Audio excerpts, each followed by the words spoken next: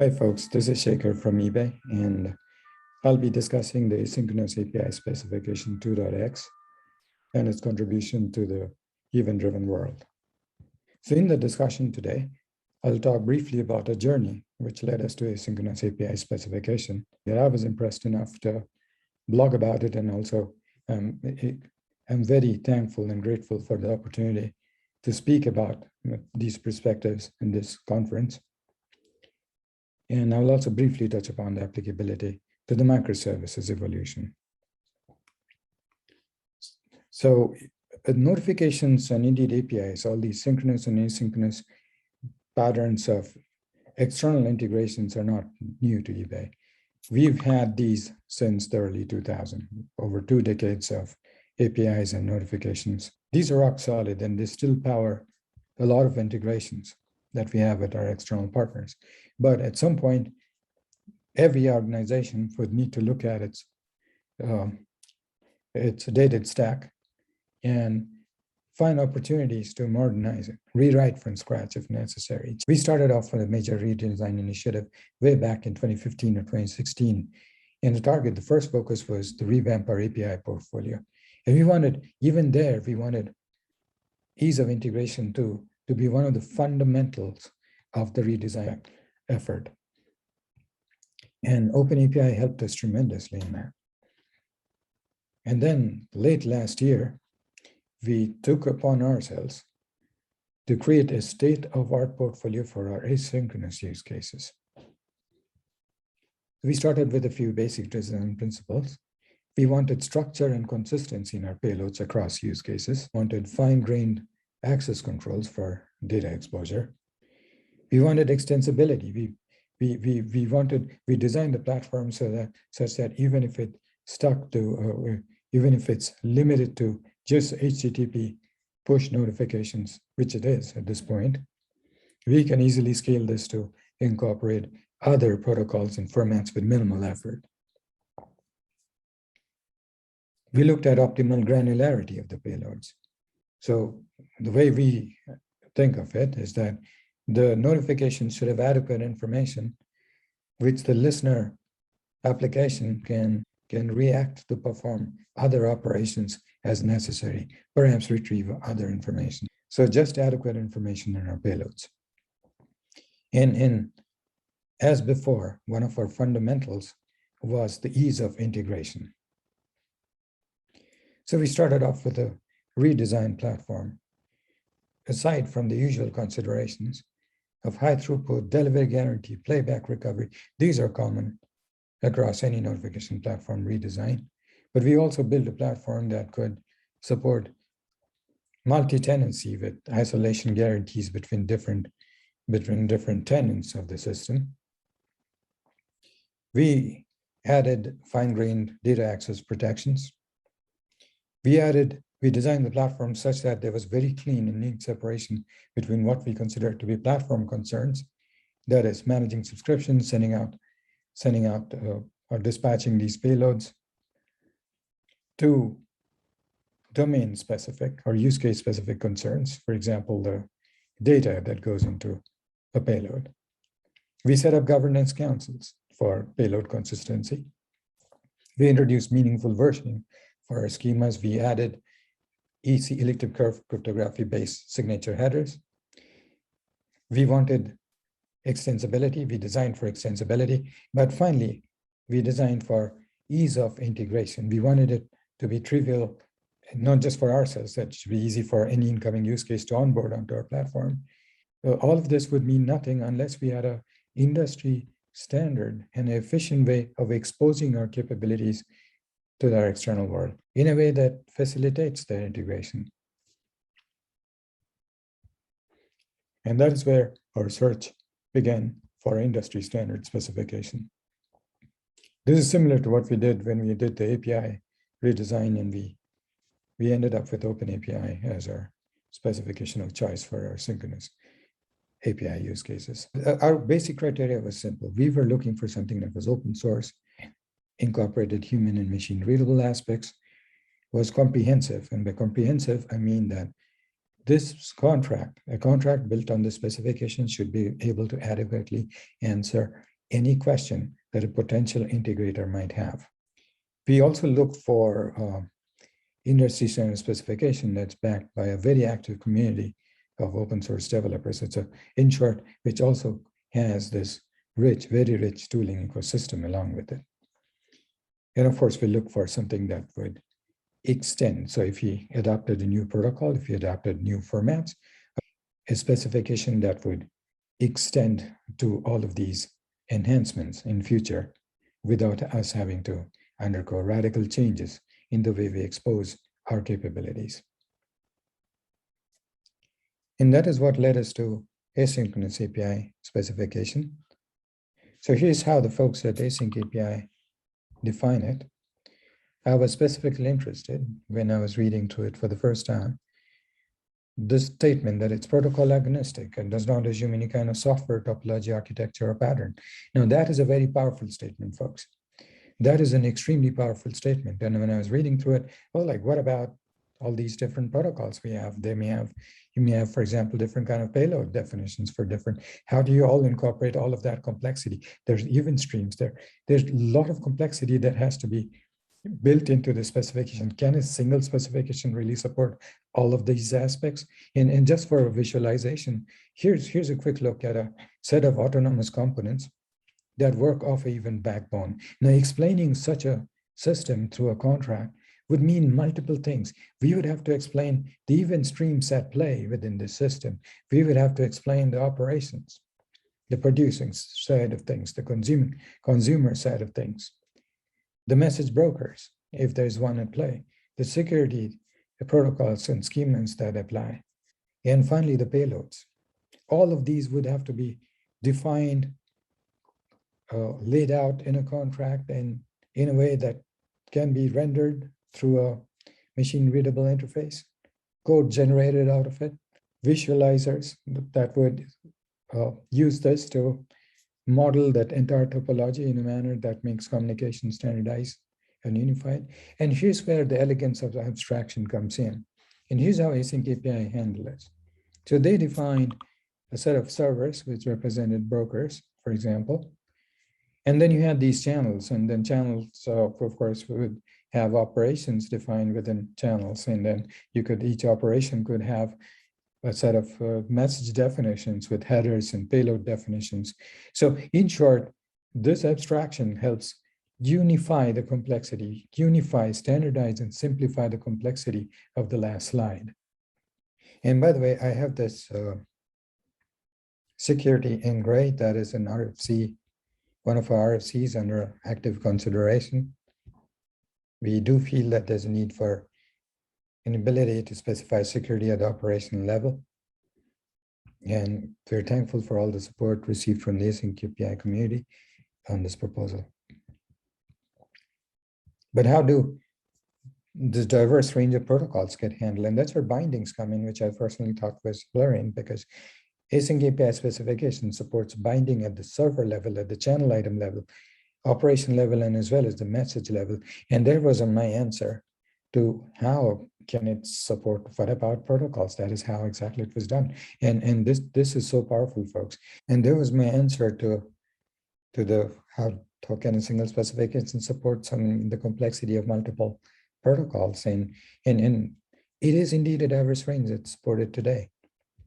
Here's the set of protocols that is supported in Route 1 spec, but this structure, these abstractions make it so easy, as long as we have an open source community that's interested in a specific protocol being added, it makes it easy to incorporate newer protocols and format support. Just to recap it all, here's what we felt impressive. First of all, the structural richness that I was talking about, the separation of concerns from channels to operations, servers, protocol-specific bindings, and the security. Beautiful separation of concerns, awesome abstractions that make it extendable across so many diverse use cases. And AsyncAPI specification also has ease of use built into it, reusability built into it. through traits and external references. External references were also supported by OpenAPI, of which we made use of. Extensions, the ability to provide custom extensions in case you had that one-off use case, which was not so standard that it should be standardized into the specification. But however, it's important for you. You should be able to take a specification, extend it to meet your own custom needs. Important for us was also the compatibility with OpenAPI specifications in terms of schema definitions. So which allows us to reuse some of the schema definitions, which are OpenAPI based. The protocol agnostic part, we've talked about it. And then also other things like correlation IDs for dynamic runtime expressions. I mean, these are important. So this was built with ease of use and the industry in mind. We'll look at how we have used this in our own contracts for our HTTP push notification use cases. And just taking a step back, for anybody trying to integrate with the HTTP push use case, here are the minimal things they would be interested in. They would be interested to know the channel or topic information, what the topic or channel represents. They would be interested to know the operational level semantics, the payload definitions, the message headers, and of course, the examples for them to be able to refer to. And this specification incorporates this all. Here's how we have our schema today. I'll just randomly pick one of the AsyncAPI specification-based contracts for one of our notification use cases.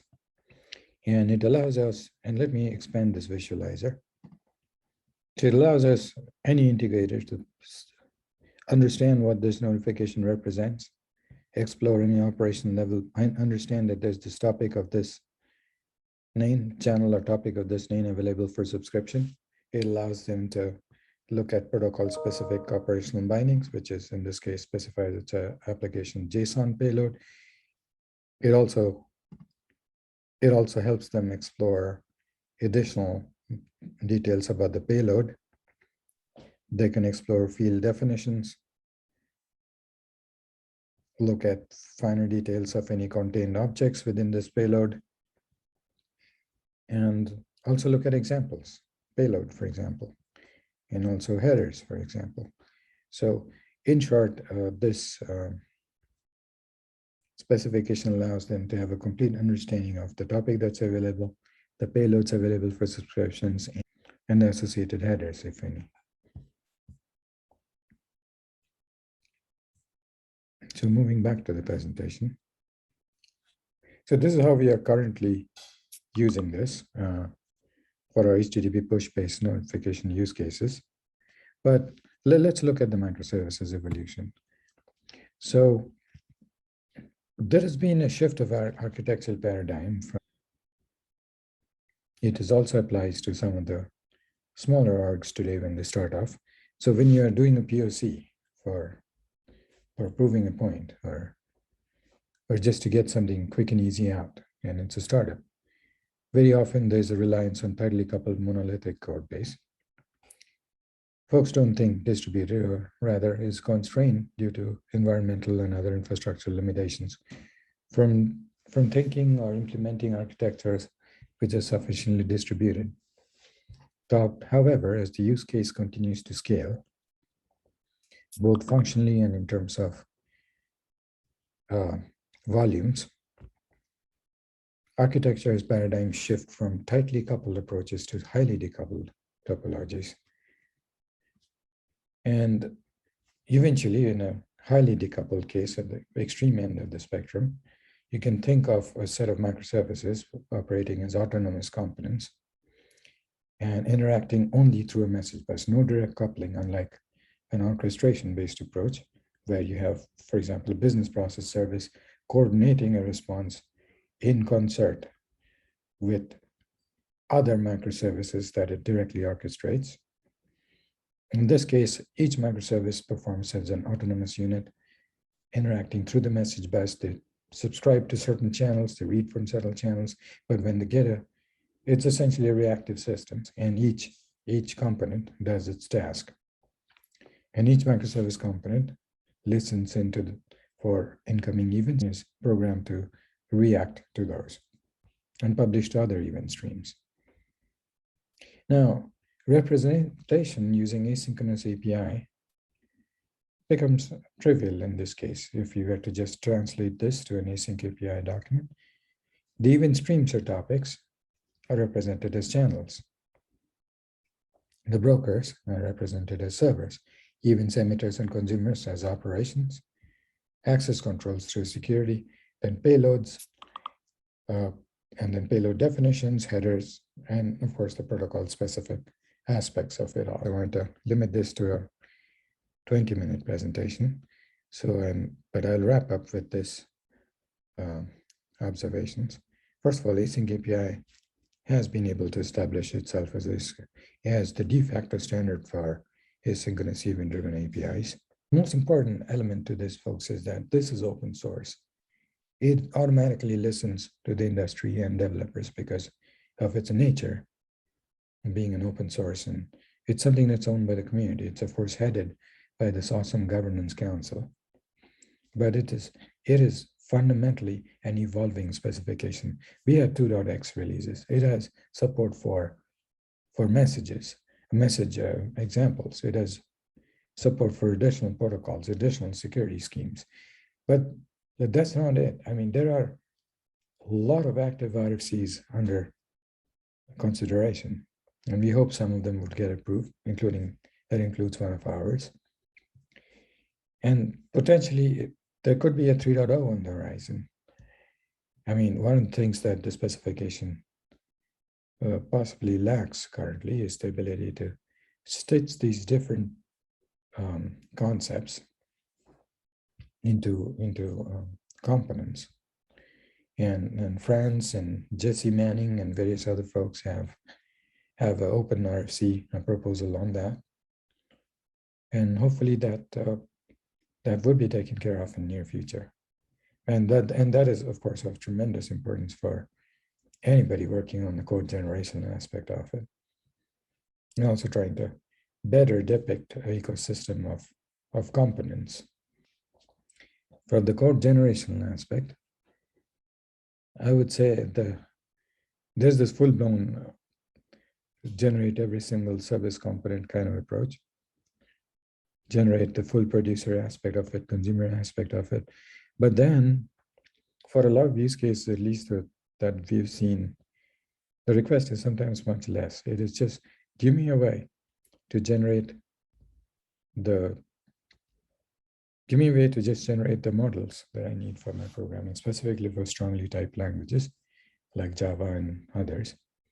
You need these definitions to be translated in the stack of your choice. There's already been a lot of movement in that direction.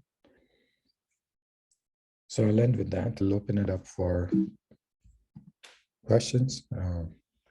And once again, I take the opportunity to thank ASC and this awesome AsyncAPI community for all the support and the help that I've received. Thank you so much.